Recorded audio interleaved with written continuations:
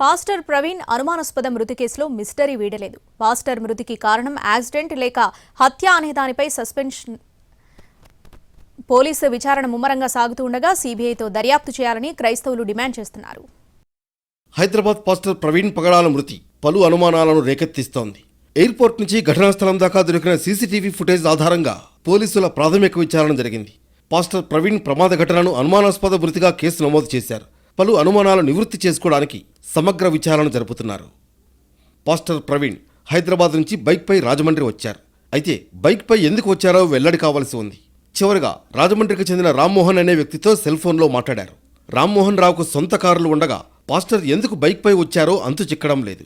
Pastor భార్యను కూడా ఈ కేసులో విచారిస్తామని పోలీసులు చెబుతున్నారు. ఉన్నతాధికారుల ఆదేశాల మేరకు ఎగ్జిక్యూటివ్ మెజిస్ట్రేట్తో విచారణ జరిపించాలని పోలీసులు భావిస్తున్నారు.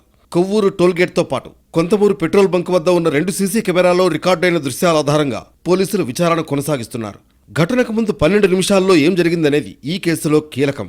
పాస్టర్ ప్రవీణ్ బైక్పై వెళుతుండగా వెనుక 5 వాహనాలు వెళ్లినట్లు పోలీసులు గుర్తించారు. ఈ కేసుకు సంబంధించి కొవ్వూరు డీఎస్పీ దేవకుమార్ను విచారణాధికారిగా నియమించారు. పోస్టుమార్టం రిపోర్టు వస్తే ఈ కేసులో అసలు విషయాలు బయటకు వస్తాయని భావిస్తున్నారు. అన్ని కోణాల్లోనూ విచారణ చేస్తున్నామని తూర్పుగోదావరి జిల్లా ఎస్పీ తెలిపారు. ఎవరి దగ్గరైనా ఎవిడెన్స్ ఉంటే ఎవరో చూసుంటారు, లేకపోతే ఆ టైంలో ఎదురుగా బండిలో వచ్చి ఉంటారు.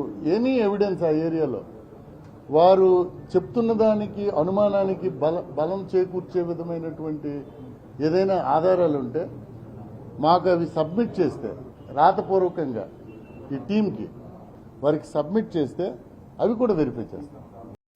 పాస్టర్ ప్రవీణ్ మృతదేహానికి రాజమండ్రి ప్రభుత్వ ఆసుపత్రిలోని మార్చురీలో పోస్టుమార్టం నిర్వహించారు.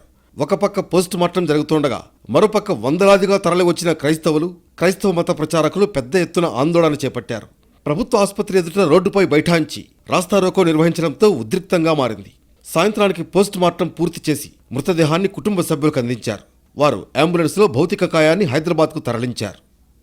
ముందు చెప్పిన విధంగానే ప్రజాశాంతి పార్టీ వ్యవస్థాపకుడు కేఏ పాల్ రాజమండ్రి ప్రభుత్వ ఆసుపత్రిలో రచ్చరచ్చ చేశారు. పాస్టర్ ప్రవీణ్ మరణంపై అనుమానాలున్నాయన్నారు. సీసీటీవీ ఫుటేజ్ ఎందుకు రిలీజ్ చేయలేదని ప్రశ్నించారు. ఇది యాక్సిడెంట్ కాదని, హత్య అని పూర్తిగా నిర్ధారణ అయిపోయిందని ఎక్స్పర్ట్స్ చెప్తున్నారు. ఒకటి, ఇక్కడ పోస్ట్ మార్టం చేసిన ఎవరు ఆయన హెడ్, ఆయన ఎందుకు రాలేదు? ఇది కేవలం కుట్రపూరితమని నేను సుప్రీంకోర్టు వరకు వెళ్తాను, ఏపీ హైకోర్టులో ఫైల్ చేస్తాను. పాస్టర్ మృతిపై పోలీసులు అన్ని కోణాల్లో దర్యాప్తు చేస్తేనే కానీ క్లూ లభించే అవకాశం కనిపించడం లేదు. ఈ ఘటనపై సీబీఐతో దర్యాప్తు చేయాలని మరోపక్కన క్రైస్తవులు పట్టుబడుతున్నారు.